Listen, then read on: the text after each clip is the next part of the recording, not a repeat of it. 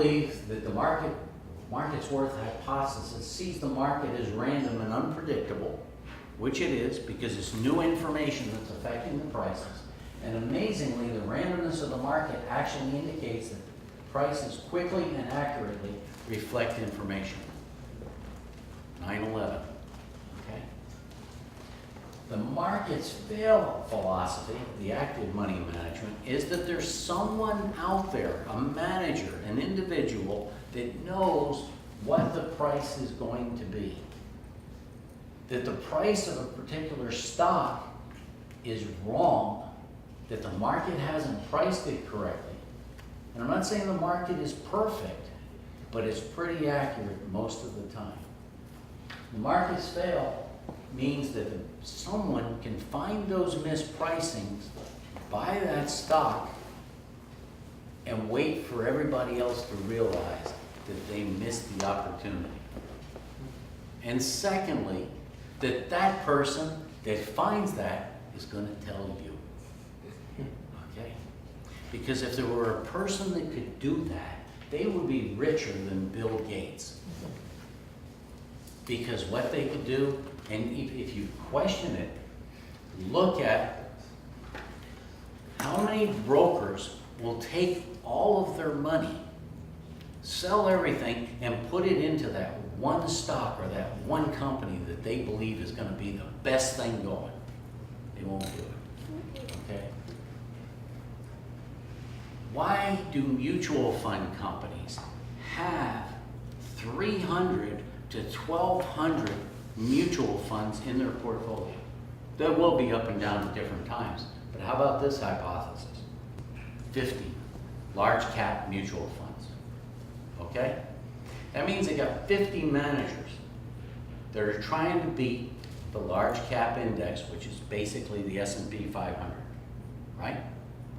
Okay? Each manager's goal is to beat that index from this group of large companies, large stocks. Your problem is to know which manager is going to do it before the game starts. Now, you buy fund number 1 and you buy fund number 5. Has a name to it. The manager of number 5 doesn't like IBM. The manager of number 1 does. Number 1's buying, number 5 is selling, you own both. What's happened to your portfolio?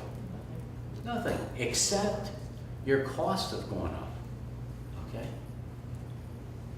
So, you want to capture the market. You don't want 15 funds that own the same thing. When we do an analysis in our an MRI on the portfolio, we find that out of 7 funds, one company will be owned by 5, another company will be owned by 6, another company will be owned by 4. How diversified are you? Okay, so let's examine market beliefs between markets work and markets fail.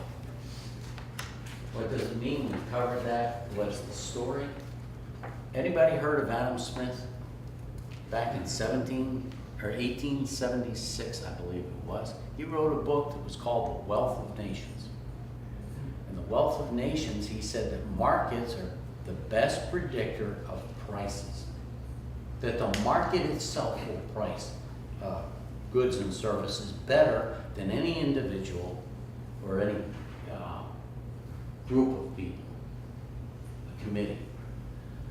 Have we seen that? What's happened? I mean, this answer has come about. We've seen the fall of the Russian Empire. What did Russia do? They set the prices. Okay? It wasn't the free market.